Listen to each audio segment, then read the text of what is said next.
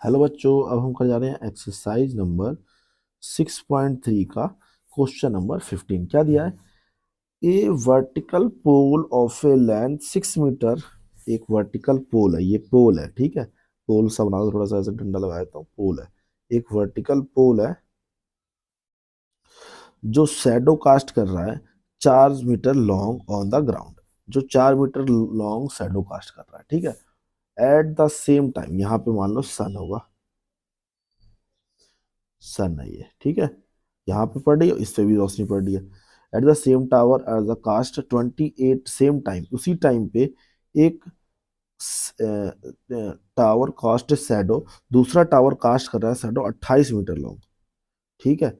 Find the height of tower. हमें A D A B की height find करनी है कि क्या होगी, क्योंकि ये इसकी तो हाइट दे नहीं रखी। एक टावर जैसे ये है, ये टावर की हाइट नहीं दे रखी, इसकी शैडो दे रखी है, इसकी शैडो दे रखी है, इसकी हाइट दे रखी है। अब हमें इसकी, इस टावर की हाइट फाइंड करनी है इस क्वेश्चन में, ठीक है। देखते हैं, सॉल्यूशन में चलते हैं। सबसे पहले देखो, अगर मैं इन दोनों ट्राइंगलों को सिमिलर प्रूफ कर दूं तो इनके साइड का मैं रेशियो लिख सकता हूं, ठीक है। तो सबसे पहले यही करते हैं हम, ठीक है। लिखते हैं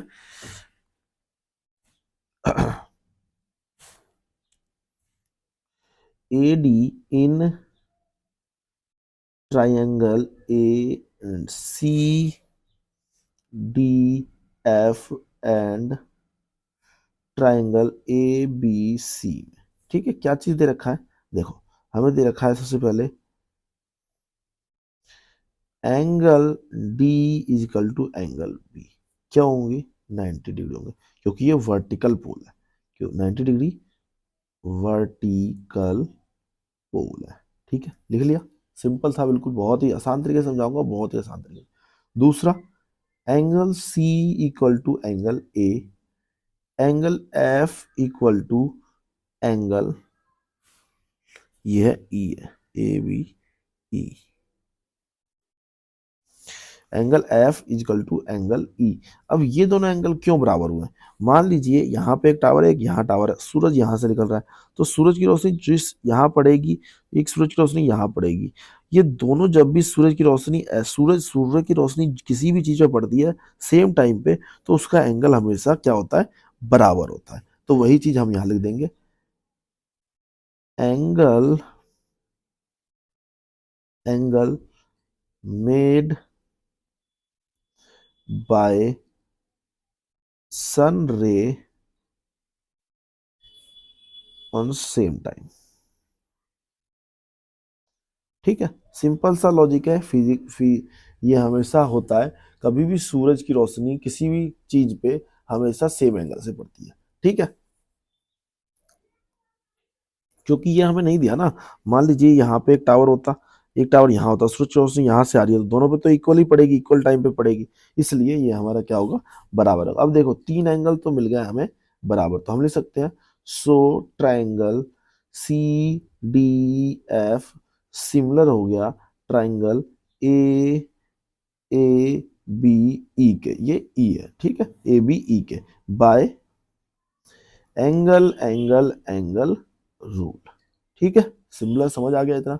अब देखो, जब ये ट्राइंगल सिमिलर होते हैं तो उनके साइड का रेशियो बराबर होता है, तो हम लिख सकते हैं ए बी अपॉन में C D equal to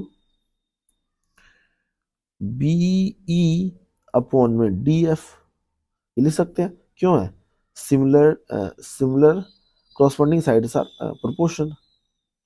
Similar triangle, similar triangle have corresponding side are proportion, ठीक है। तो ये हमारे बराबर हो जाएगा। वैल्यू पुट करते हैं, ए बी हमें कितना दे रखा है? ए बी हमें नहीं दिया। सी डी हमें कितना दे रखा है? 6 दे रखा है।